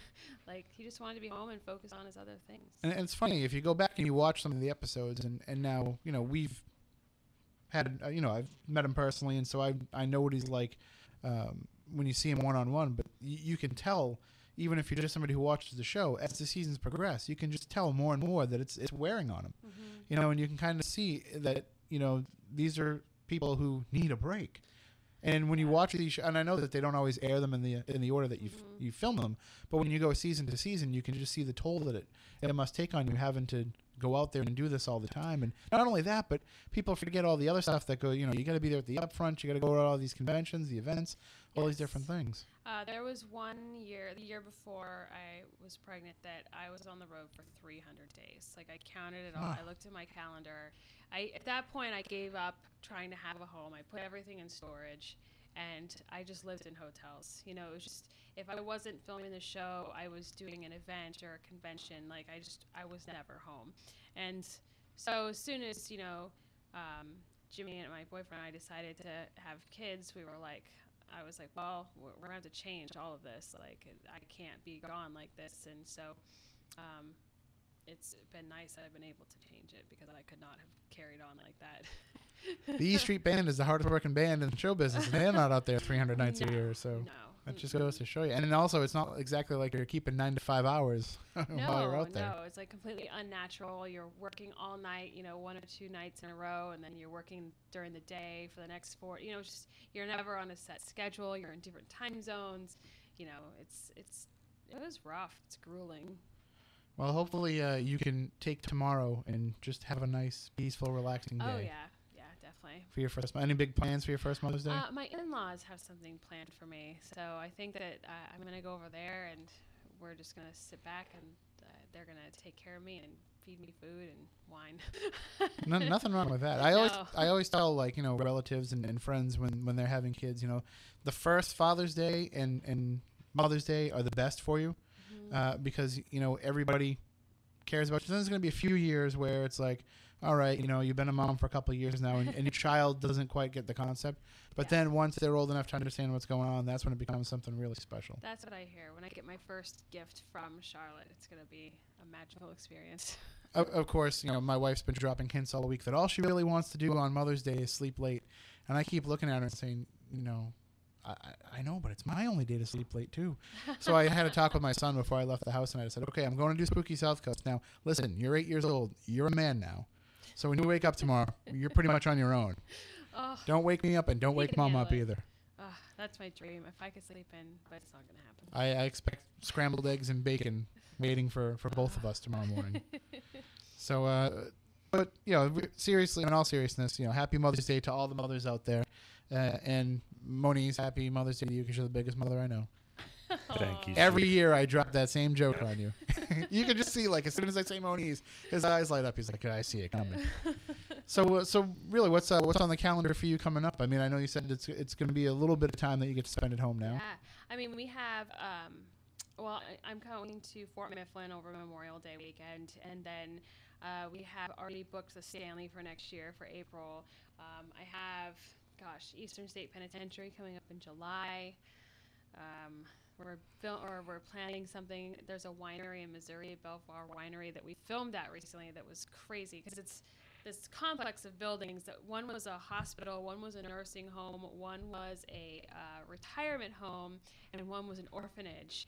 And this guy bought this complex and turned the orphanage into a winery, but the other buildings are still kind of old and falling apart. And wow. It was a really cool place. I can't wait for people to see that episode. But we're planning something there soon, so lots of stuff going on. And you're doing events with both Beyond Reality events and with Ideal? Yes. So you can go to the TAPS website to find out where anybody is, and that's just the AtlanticParanormalSociety.com, and they can see where everybody's going to be. You know, we're always doing conventions and lectures and investigations. And they can go to amybruni.net, right? Yes. To learn everything about you and to get your T-shirts? Yes. I have this whole line of T-shirts I've been designing. It's been kind of fun. You've been designing them yourself, working on all the designs? Well, I've been looking. Well, I try to find like interesting old, like vintage, like anatomy plates and stuff, and make T-shirts out of them, and it's pretty fun. Just different. Have you been out? You know, like, it's one thing when you go to like a convention or event or something and you see people in your T-shirts, but have you been walking down the street yet and seen somebody in one? Can I tell you the craziest story? Sure. I heard a friend of mine went to a club in Florida, and this was like last week, and some guy there was wearing an Amy Bruni T-shirt to a club. I'm club wearer now, apparently. Nice. And it was that one with like the red hair, and it was signed. But these only come in ladies' T-shirts. But this man was wearing it. It was very tight, and he was wearing it to the club. So, yes. So you're up there now with Zach's Dungeon Wear and Big Steppin' and all the stuff now. It's in the club. I haven't seen any of that, but I've seen some tweets here and there. I have to check it out. All right, well, that about does it for this week's show. We want to thank our guest, Amy Bruni, for joining us in the studio. Come back again. Hang out with us anytime. Thank you. You know, and I remember, you know, all the great questions that you used to ask as a host and as an interviewer and all that stuff. So, you know, we could use some of that intelligence around here. Right. So feel free to come back anytime. Thank you. And that does it for this week's show. We'll be back next week when we'll be talking about the Southcoast Touring Comic Show. And we will also be hopefully having Gil Gerard in the studio, but at least some of the stars of that event will be here talking with us. And then coming up after that, we have Tyrone E. Keyes, who will be talking to us about his novel Quantum Dawn and the idea of the quantum universe. And then a whole bunch more coming up throughout the summer. We've got it booked all the way up until the fall. So we are going to have tons of fun here on the show. So until next week, for Matt Moniz, for Matt Costa, for Chris Balzano, I'm Tim Weisberg. We want you all to stay spooktacular. The station the South Coast turns to for local news, talk, weather, and sports. WBSM New Bedford, AM 1420, WBSM. From ABC